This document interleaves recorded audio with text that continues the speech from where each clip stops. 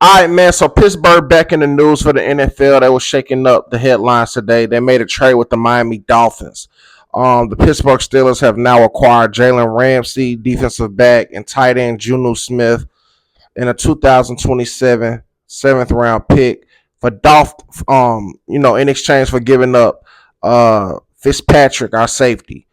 So he's now headed to Miami where he first started, and now we got Jalen and Juno. So I don't know how to feel about this, man, as a Steelers fan.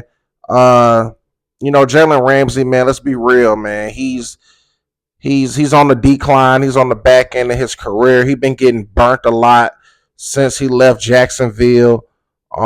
Since he stopped talking like this, you tell me he ain't been the same.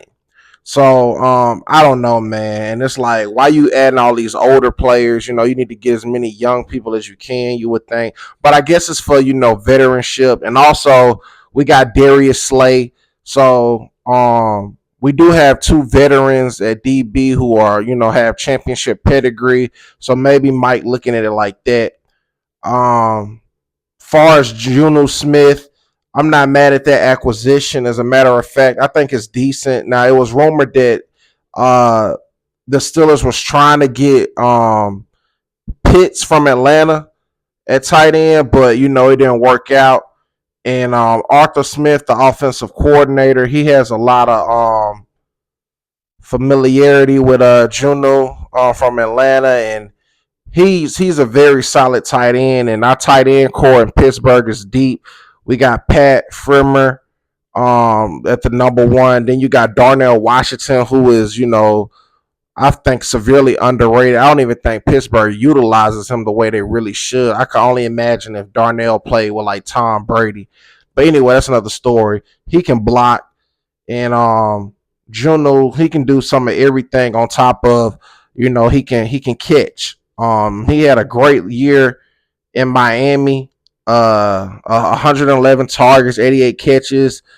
Almost got 1,000 yards, but he had like 800 some yards, and then 8 receiving touchdowns. That's Pro Bowl status right there. So I don't think he gonna get as many catches with the Steelers because Pat, is a number one option, but they run a three tight end set. And if they can get that running game going and establish the play action, who knows what can happen. But you should definitely expect him to get some great targets in the red zone for sure. Um, I don't know with the Steelers, man. I really don't, man. I think it's all on Aaron Rodgers' attitude. But there's no reason why we shouldn't be putting up points. We should definitely be averaging at least